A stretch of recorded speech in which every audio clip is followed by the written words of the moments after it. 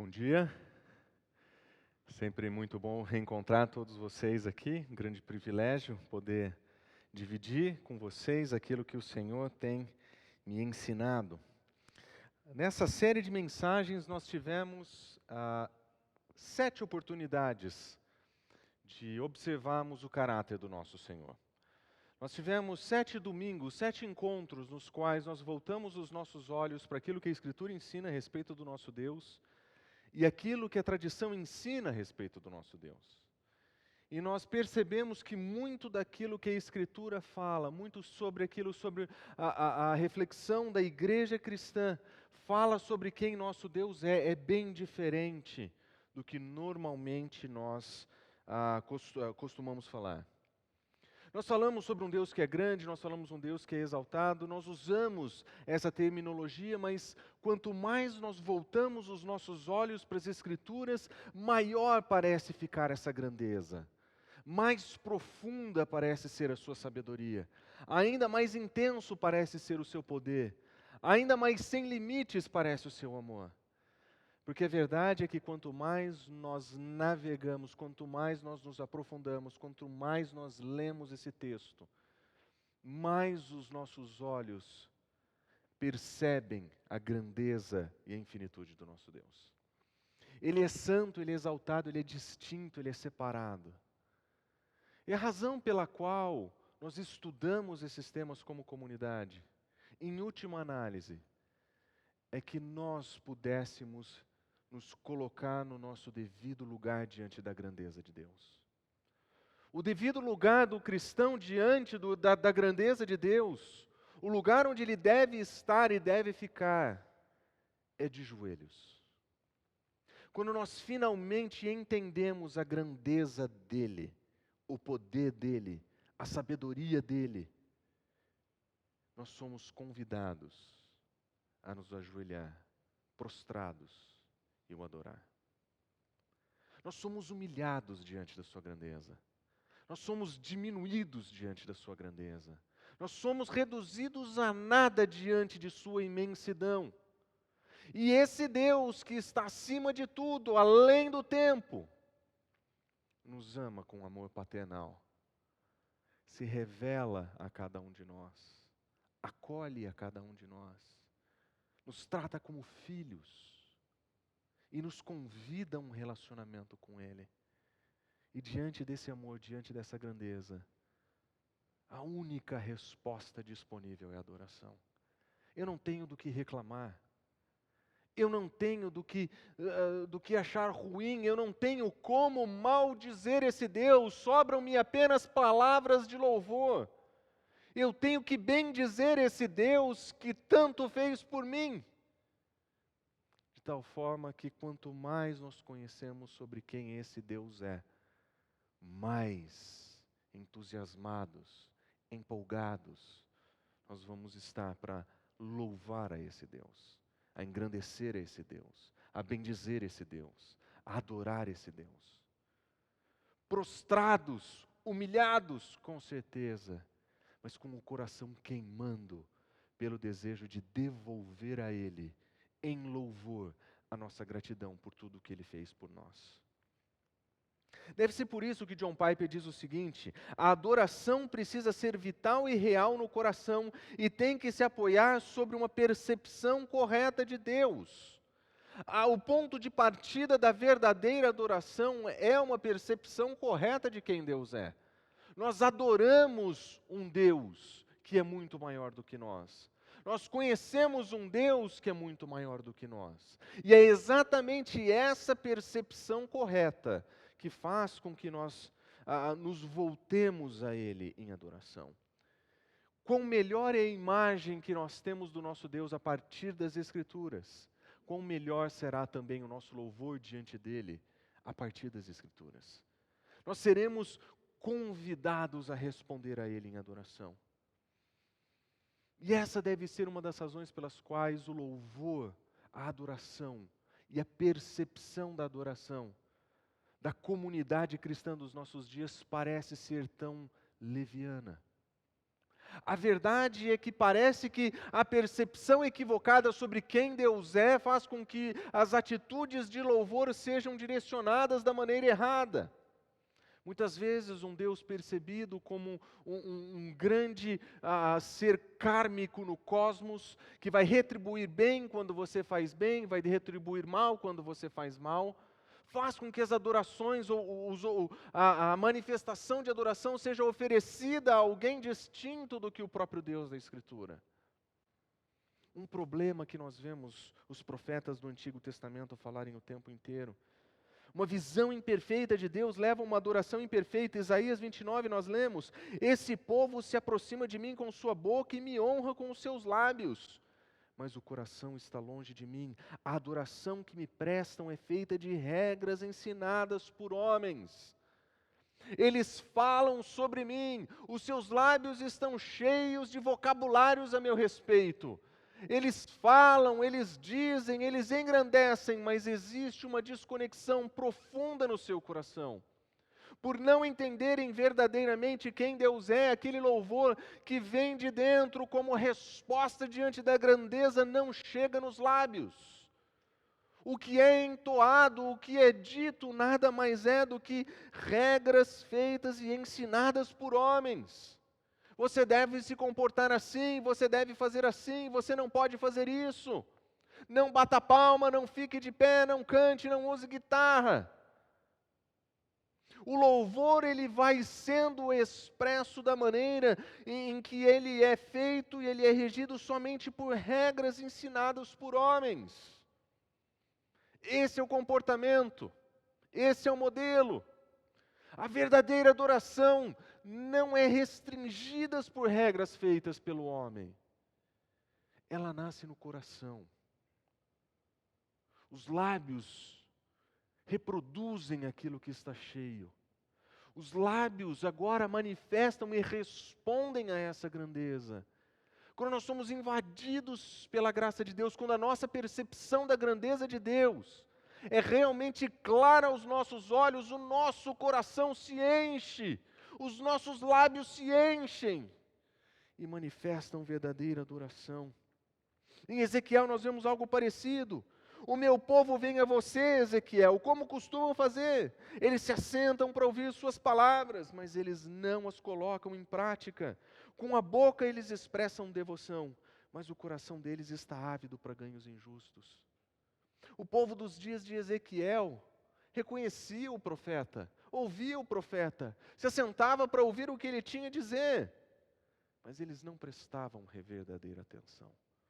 Não existia prática, não existia resposta de vida, existia religiosidade. A boca estava cheia de devoção. As palavras que eles diziam carregavam devoção, manifestavam interesse, mas a verdade é que o coração deles estava em outro lugar. Eles estavam preocupados com seus salários, com como poderiam ganhar mais dinheiro, com como poderiam fazer isso de maneira injusta e errada. A desconexão entre a prática daquelas pessoas e aquilo que elas afirmavam, demonstravam que aquele louvor era vazio, era religioso, eram regras ensinadas por homens, mas não eram motivadas ou aquecidas pelo próprio amor de Deus, não eram motivadas, não eram impelidas pela própria grandeza de Deus. Era uma adoração fria, era uma devoção vazia, ainda que viessem recheadas de emoções, mas que não eram expressas pela verdade divina, que não eram motivadas pela verdade divina. Piper também diz o seguinte: verdade sem emoção produz uma ortodoxia morta e uma igreja cheia de admiradores. Por outro lado, emoção sem verdade produz agitação vazia e cultiva pessoas superficiais que rejeitam a disciplina e o raciocínio. A adoração verdadeira vem de pessoas com emoções profundas, grande amor e doutrina sadia. As emoções precisam ser tocadas, as emoções precisam ser movidas pela verdade. Quando elas são movidas pela verdade, o desejo por Deus, de estar com Deus, de viver com Deus, de louvar a Deus, ele é aquecido no nosso coração. as nossas emoções, as nossas afeições, as nossas paixões são redirecionadas ao nosso Criador. E agora nós o queremos, nós o desejamos, nós queremos Sua presença, nós queremos o Seu amor, nós queremos estar com Ele, conviver com Ele. Porque nós finalmente entendemos que nós fomos criados para adorar a esse Deus, para glorificar esse Deus. Esse é o grande fim da nossa existência.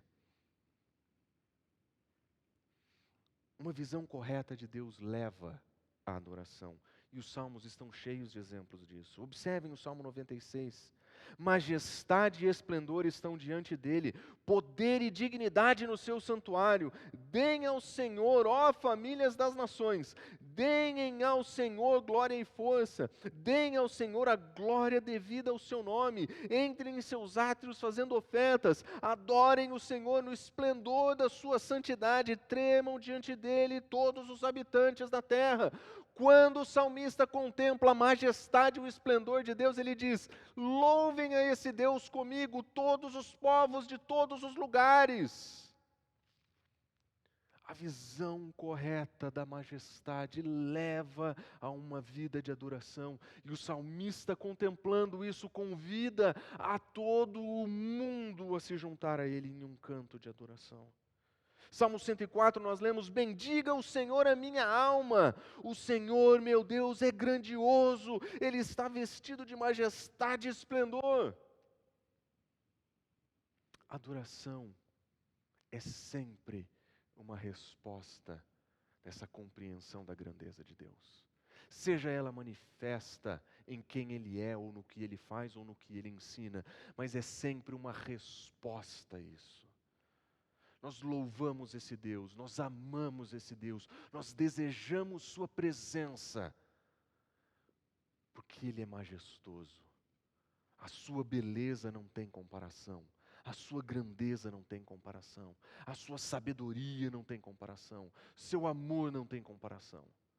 Nós nos voltamos a esse Deus, prontos para louvá-lo, com a glória que é devida ao Seu nome, quando nós contemplamos a Sua grandeza. Deve ser por isso que Piper diz que o combustível da adoração é uma visão correta da grandeza de Deus. Essa série de mensagens teve esse intuito, a apresentar para nós aquilo que nós sabemos. Nós sabemos que o nosso Deus é grande, nós sabemos que Ele é infinito, nós sabemos que Ele é eterno. Mas muitas vezes nós nos esquecemos. Eventualmente não percebemos a dimensão da Sua grandeza, a dimensão do Seu amor. Mas nós sabemos isso sobre o nosso Deus. E eventualmente, nós permitimos que essas verdades deixem de ocupar lugar nas nossas reflexões, de ocupar lugar no nosso coração. E aos poucos a nossa adoração vai com isso perdendo a sua precisão, vai perdendo o seu empenho, o seu ímpeto, a sua motivação. Porque o combustível da adoração é uma visão correta da grandeza de Deus.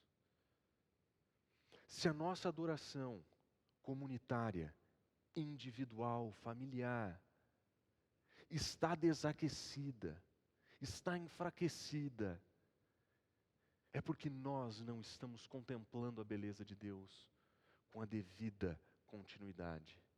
Porque nós não estamos vendo a beleza de Deus mais. Porque nós estamos deixando de contemplar a Sua grandeza e beleza. Mas a verdade também é que nessa série, nós somos apresentados por ideias e conceitos que normalmente nós não pensamos. Um Deus que é inacessível, um Deus que é incompreensível, um Deus que está além da nossa capacidade de descrever, um Deus que é incognoscível, que às vezes é imperceptível. Conceitos e ideias que normalmente não fazem parte nem da nossa reflexão, mas que são verdades atribuídas a Ele na Escritura. E às vezes esse Deus, Ele não é compreendido por nós. Às vezes esse Deus, Ele não é entendido por nós. O que Ele faz, como Ele faz, ou até mesmo quem Ele é. E é por isso que nós dizemos que Ele é incompreensível. Ele é tão grande, tão elevado, que a minha própria mente é incapaz de explicá-lo à exaustão.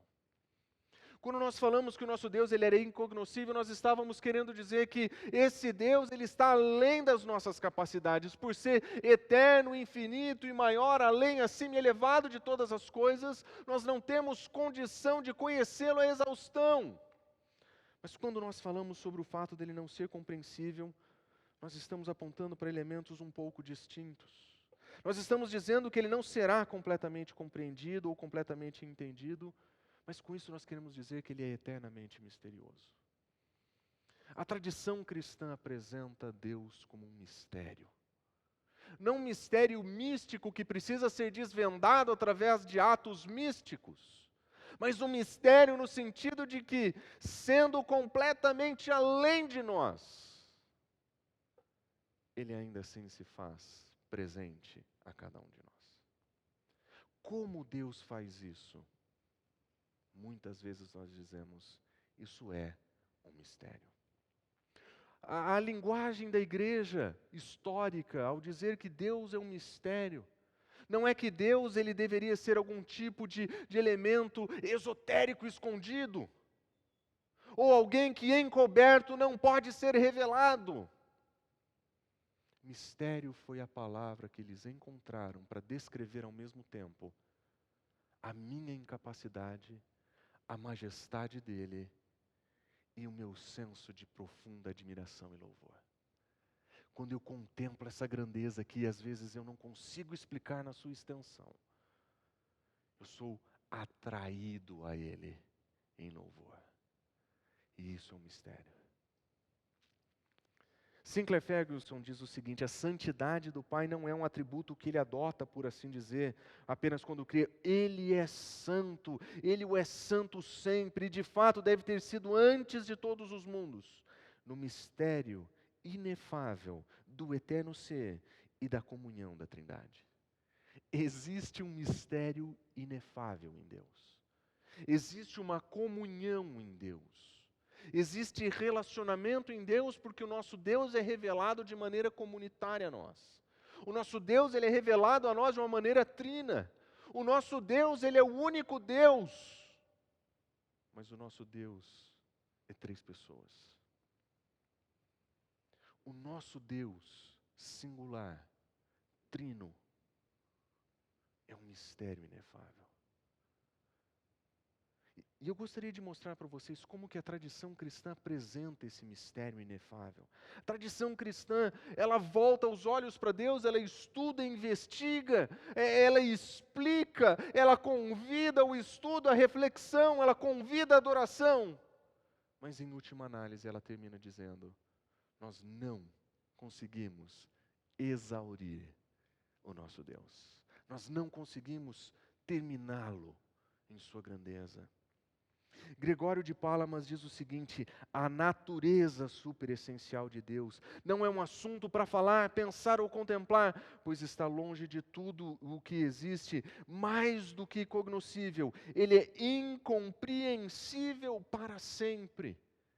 Tendo tentado apresentar Deus revelado nas Escrituras, tendo tentado sintetizá-lo, ele vai dizer, ele é incompreensível. Não existem palavras suficientes, não existem diálogos suficientes, não existem livros suficientes que possam chegar à exaustão na sua definição de quem Ele é. Esse Deus trino, esse Deus que é Pai, Filho e Espírito Santo, esse Deus que é comunitário desde sempre, desde a eternidade, é um grande mistério para nós. Um mistério que foi explicado, foi apresentado e continua misterioso para nós. Bernardo de Claraval diz, quando eu digo um, o número da Trindade não me perturba. O que não multiplica a essência, nem altera, nem a divide. Novamente, quando eu digo três, o conceito da unidade não me censura. O que não se confunde em três entidades, ou em três seres, nem o reduz à singularidade. Esse Deus trino, Pai, Filho e Espírito Santo é um mistério profundo. Gregório de Nazianzus disse: assim que concebo a unidade, a ideia de que Deus é um só, ele diz: a Trindade me banha em seu esplendor, e ele percebe, eu não consigo explicá-la. Quando eu penso na Trindade, novamente a unidade apodera, os meus olhos se enchem, e a maior parte do que eu estou pensando me escapa. Quando ele para pensar sobre quem Deus é em sua grandeza, ele diz: eu não consigo concebê-lo. Os meus pensamentos me fogem.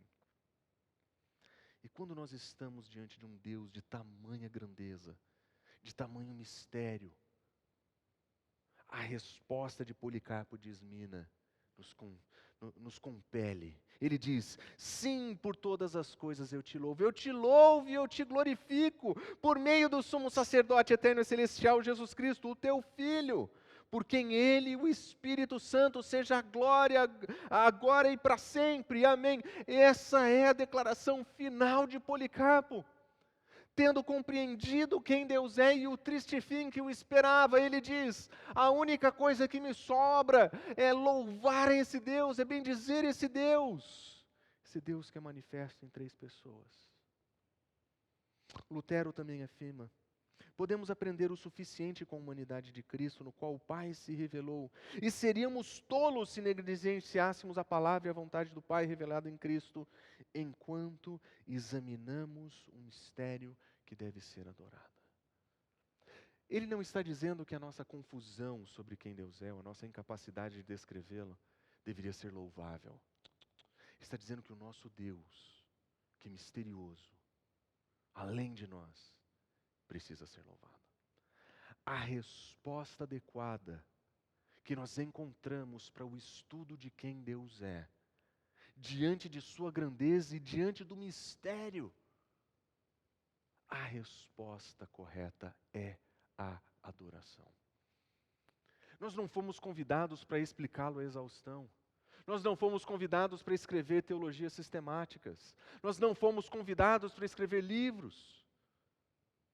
Quando nós conhecemos o Deus das Escrituras, nós somos convidados a adorá-lo. Nós o contemplamos como que por um espelho. Nós não o vemos perfeitamente. Nós não o enxergamos todo. Mas tudo o que ele revela de si para nós, nos convida a uma única resposta. Há uma única resposta possível. Uma resposta de devoção, adoração. Esse Deus que se revela em 3 pessoas é apresentado nas Escrituras de maneira muito clara. Um Deus trino, um Deus manifesto de maneira trina. Ele é apresentado nas Escrituras e João Calvino sobre isso diz: as Escrituras demonstram que há alguma distinção entre Pai, Filho e Espírito Santo, mas a magnitude do mistério nos lembra da grande reverência e sobriedade que deve ser empregada para apresentá-la.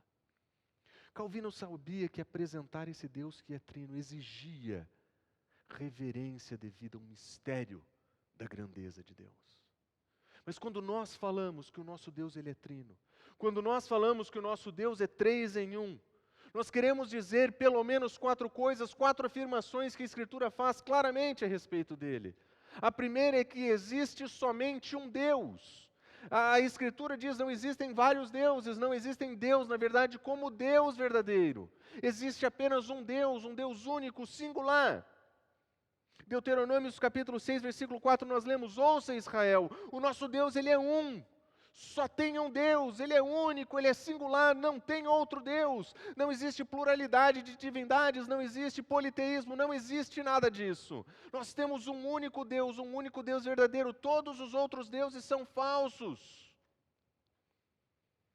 Mas ao mesmo tempo nós percebemos que as Escrituras falam que o Pai é Deus, Filho é Deus, Espírito Santo é Deus. De tal modo que a unidade singular de Deus é manifesta de modo comunitário. É manifesta de modo comunitário na pluralidade de pessoas da divindade. Para nós, há um único Deus, o Pai de quem vêm todas as coisas e para quem vivemos. Existe somente um Deus, o Pai. Ele é Deus, Ele faz todas as coisas, nós vivemos para Ele. Mas existe um só Senhor Jesus Cristo, por meio de quem todas as coisas foram criadas e para quem nós vivemos. Paulo, quando apresenta a ideia de quem Deus é, ele diz: existe um Pai, o Deus. João, quando fala sobre o Filho, ele diz: no princípio era o Verbo estava com Deus e o Verbo era Deus. O Filho é descrito como divino, como Pai. Algumas traduções tentando explicar como João escreve aqui dizem: ele era o que Deus era. Aquilo que Deus é em sua natureza, o Filho também é. E o Espírito Santo, nós vemos que Ele é quem sonda todas as coisas, Ele conhece todas as coisas, até mesmo as coisas mais profundas de Deus, aquilo que nós não temos condição de conhecer, aquilo que está além do nosso alcance, aquele Deus que é incognoscível para nós, incompreensível para nós, é completamente compreendido pelo Espírito. Pois quem dentre os homens conhece as coisas dos homens, se não ser o Espírito do homem que nele está? Dessa forma, ninguém conhece as coisas de Deus, exceto o próprio Espírito de Deus. Ele é apresentado como aquele que tem todo o conhecimento, que está com Deus, que conhece a Deus, que está em relacionamento com Deus. O nosso Deus é assim. O nosso Deus é trino. O nosso Deus é pessoalmente comunitário em sua essência singular. As Escrituras dizem: existe somente o corpo e um só Espírito, e vocês foram chamados a uma só esperança quando vocacionados. Existe somente um Senhor, uma só fé e um só batismo. Existe somente um Deus e Pai de todos, sobre quem todos e por meio de todos e em todos. O nosso Deus, Ele é conhecido assim, um Deus trino, um Deus perfeitamente comunidade, desde a eternidade. Em outro lugar nós lemos: a graça do nosso Senhor Jesus Cristo, o amor de Deus, a comunhão do Espírito Santo sejam com todos vocês. Paulo apresenta Pai, Filho e Espírito Santo como aquele que manifesta a sua graça, o seu amor e a comunhão. Mas talvez a mais importante manifestação ou descrição essa unidade trina aparece no próprio testemunho de Jesus Cristo em Mateus capítulo 28, versículos 19 e 20, ele diz: portanto, vão e façam discípulos, batizando-os em um nome. É somente um nome, é singular, mas é Pai, é Filho e é Espírito Santo. Existe um único nome, mas existem três pessoas. O mistério do nosso Deus é que Ele é um e três. O mistério do nosso Deus é que, embora Ele seja único e singular, Ele é completa e perfeitamente comunidade. O nosso Deus é um Deus que é capaz de amar e de existir em um laço de amor, antes de que existissem outras coisas.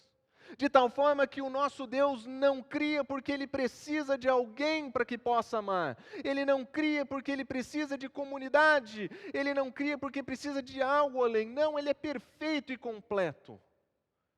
Inclusive, na sua pluralidade singular da sua existência. Como comunidade perfeita. Ele não cria por necessidade. Ele cria por amor. Ele não cria porque estava sozinho no universo, flutuando no meio do nada, como se precisasse de alguma coisa para fazer. Nosso Deus é pleno e completo. Mas o nosso Deus, Ele é comunidade. O nosso Deus, Ele é relacionamento. Nosso Deus é intimidade. E quando Ele nos cria a sua imagem. E agora nós somos criados para comunidade. Nós somos criados para relacionamentos. Nós fomos criados por um Deus que ama. Nós fomos criados por um Deus que é amor. E na inteireza e na completude do seu ser, na sua comunidade, Deus nos cria comunidade para amar. A essência dos nossos relacionamentos vem do nosso próprio Deus. Nós precisamos de relacionamento. Nós somos carentes de convívio. Nós temos necessidade de interação. Nós precisamos de comunidade. Nós não somos sozinhos, indivíduos solitários flutuando pelo mundo. Nós pertencemos a uma comunidade. Nós pertencemos à comunidade do Deus Trino. E como comunidade do Deus Trino, nós nos relacionamos com Deus Trino e uns com os outros. Porque nós fomos criados para isso, porque Ele nos criou assim. Porque Ele é assim, Ele nos cria dessa forma. Aliás, nós lemos o próprio Jesus Cristo falando em João capítulo 20, Ele diz: Pai, eu quero que todos esses que vocês me destes estejam comigo, para que eles vejam a minha glória, a glória que Tu me destes, porque Tu me amas antes da fundação do mundo. Esse amor que nós partilhamos, eu quero que eles partilhem. Esse convívio que nós temos de amor, eu quero que eles tenham. A essência da comunidade cristã é derivada da própria essência de Deus, que sendo eternamente comunidade nos chama a viver de modo comunitário, nos chama a viver uns com os outros, nos chama a contemplar esse mistério que muitas vezes nós não sabemos explicar, mas que nós entendemos muito bem o que significa para nós.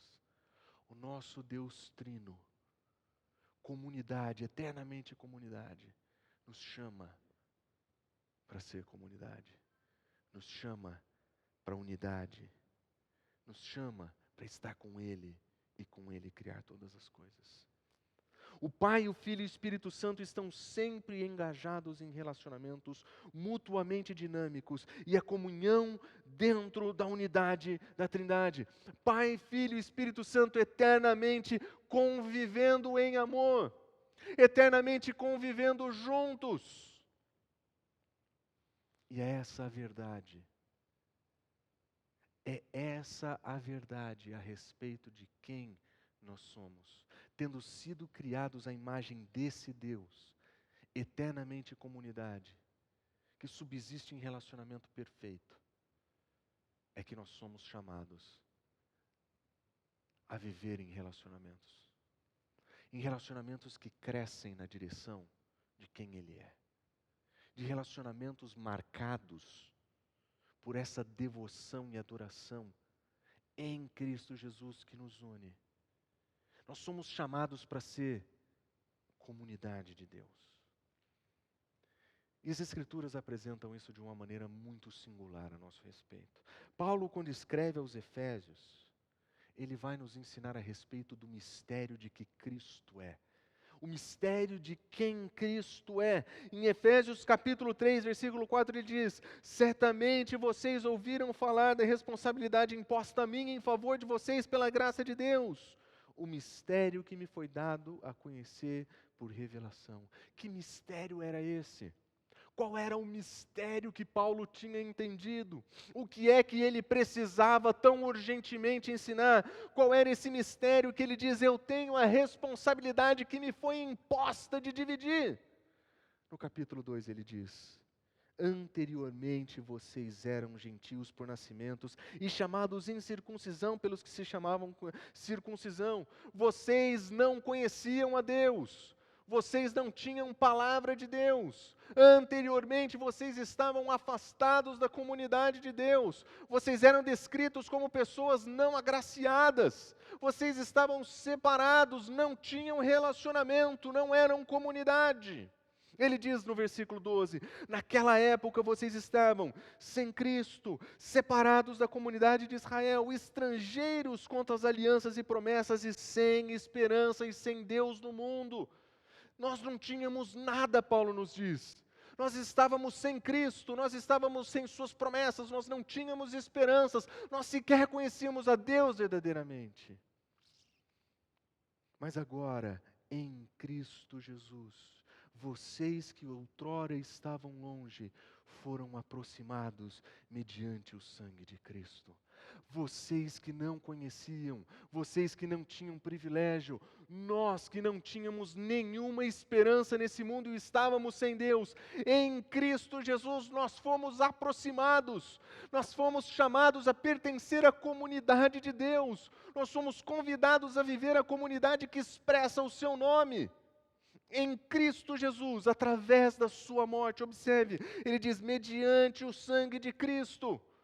Esse Cristo que é Deus, esse Cristo que existe antes de todas as coisas, esse Cristo por meio de quem todas as coisas foram criadas, Ele mesmo vem até nós, se faz homem e morre no nosso lugar.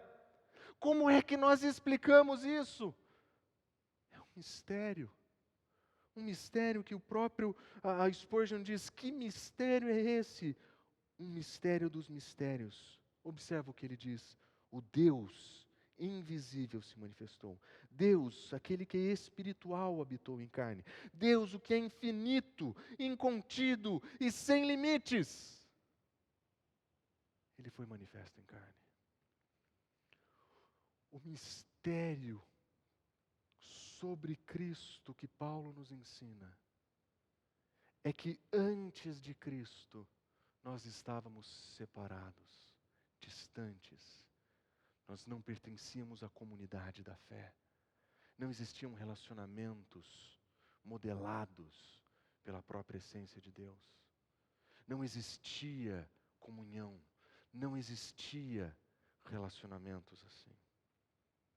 Mas em Cristo Jesus, Ele é a nossa paz, do qual ambos, pessoas que eram povo de Deus e pessoas que não eram povo de Deus, Ele faz um só e destrói a barreira da unidade. Cristo Jesus, quando morre, Ele destrói a barreira da inimizade. E Ele diz, não existe perto, não existe longe, está todo mundo longe, mas em Cristo todo mundo pode pertencer. Em Cristo todo mundo pode ser comunidade. Em Cristo nós podemos ser aproximados do nosso Deus. Em Cristo nós podemos experimentar verdadeiramente comunhão, relacionamento, comunidade, como nosso Deus comunitário. Cristo Jesus morre no nosso lugar, não somente para que os nossos pecados sejam perdoados, não somente para que nós tenhamos nossas dívidas individuais perdoadas com Deus, mas porque agora cada um de nós, redimidos por Cristo, sejamos convidados a experimentar essa redenção em comunidade. O nosso Deus trino, comunitário, em Cristo Jesus, se faz comunidade conosco. Agora nós somos o seu povo, nós somos sua comunidade, nós somos representantes da sua graça. Os nossos relacionamentos em Cristo Jesus podem ser profundamente restaurados, porque Cristo removeu a barreira da inimizade. Cristo destruiu a barreira da inimizade. Nós olhamos pessoas e nós dizemos brasileiros, americanos, africanos. Nós dizemos asiáticos, australianos. Nós dizemos pobre, rico, bem-sucedido. Nós damos diversas categorias para as pessoas.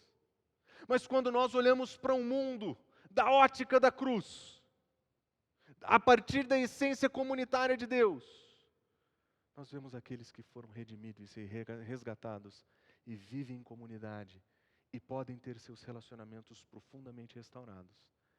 E aqueles que precisam ser alcançados por essa verdade. Só isso. Quando a barreira da inimizade é destruída, e nós temos agora acesso à possibilidade de comunhão, relacionamento, nos moldes dos relacionamentos que o nosso Deus tem.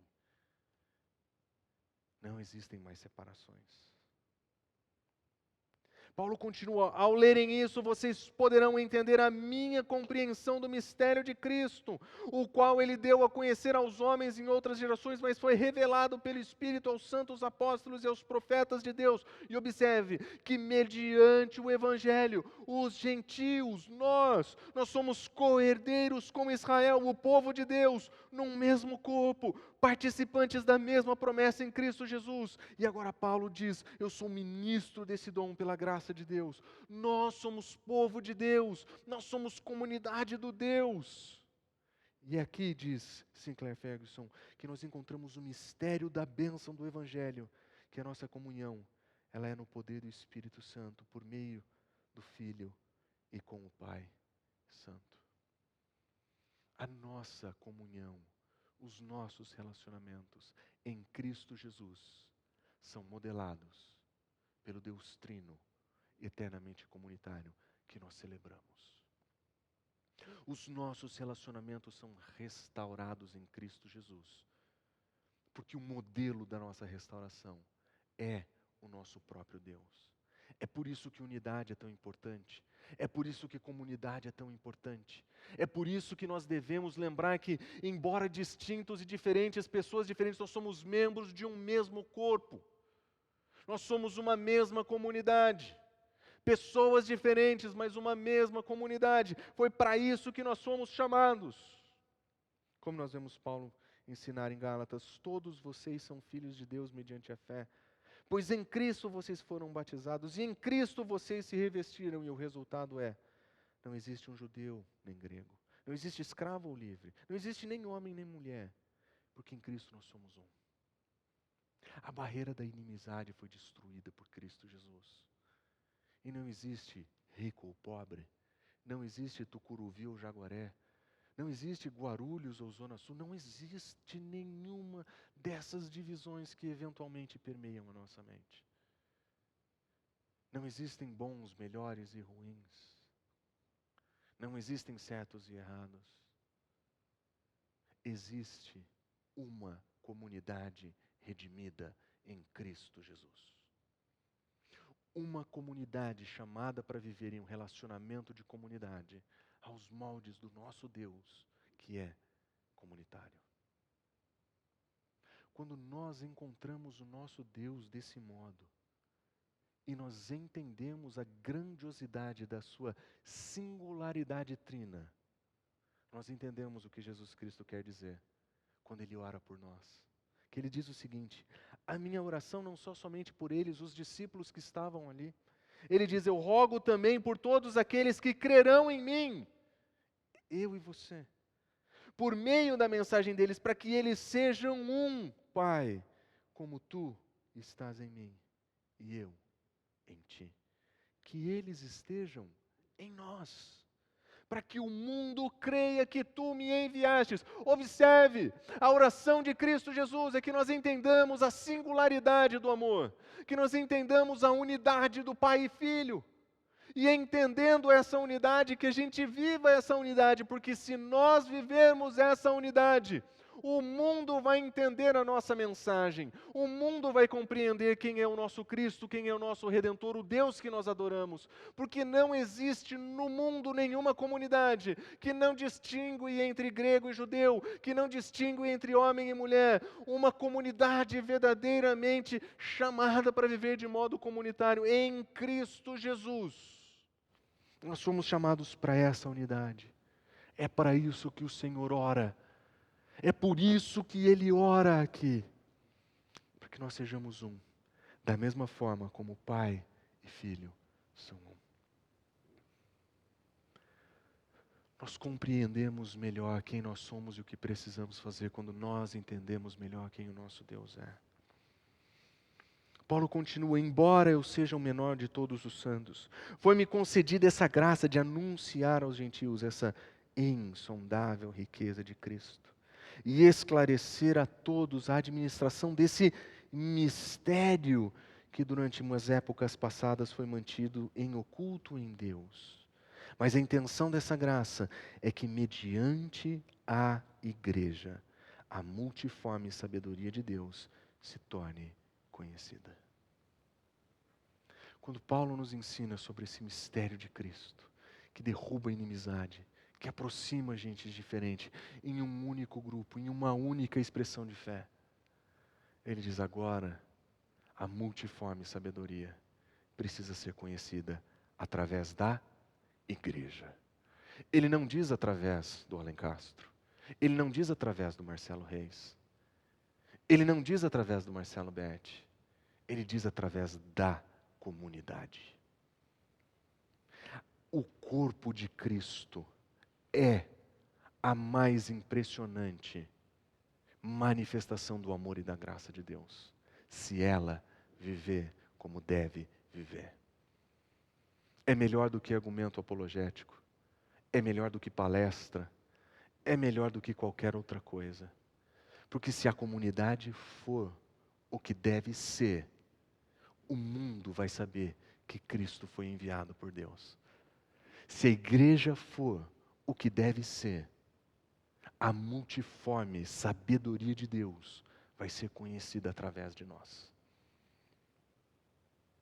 Quando nós lembramos que o nosso Deus é comunitário, nós somos lembrados que fomos chamados para ser comunidade como Ele é. Conhecer o nosso Deus precisa mover o nosso coração para viver como Ele espera. Quanto mais nós aprendemos sobre Ele, melhor tem que ser a nossa resposta a Ele. E quando nós vemos a grandeza do seu caráter, quando nós vemos a grandeza do seu amor, como nós vemos o esplendor da sua essência comunitária, trina e eterna, quando nós entendemos a beleza da igreja, comunidade, nós só podemos responder a esse Deus em adoração. Como já dizia o credo de Atanásio, nós adoramos a um Deus em trindade, que é trindade em unidade. Nós adoramos a esse Deus. Nós respondemos a esse Deus com adoração. É a única alternativa que nos resta. O resto é desobediência. O resto é desafeto. Piper está correto. A adoração vital e real no coração tem que se apoiar sobre uma percepção correta de Deus. A adoração comunitária é a resposta adequada. O que nós queremos dizer com isso é que o Deus trino, que não é plenamente compreendido, em Cristo Ele é adorado eternamente. Agora, como comunidade, nós somos chamados a adorar esse Deus, a viver para esse Deus. Porque se nós formos um, a nossa missão vai ser cumprida nesse mundo. Nós vamos inspirar transformação pelo Evangelho lá fora, se nós aprendemos a viver como comunidade aqui. Esse é o nosso desafio. Esse é o propósito para o qual nós somos criados e redimidos em Cristo Jesus. Comunidade, unidade, manifestar a verdade de Deus no mundo e fazer isso para a glória dele, porque isso é verdadeira adoração. Vamos orar.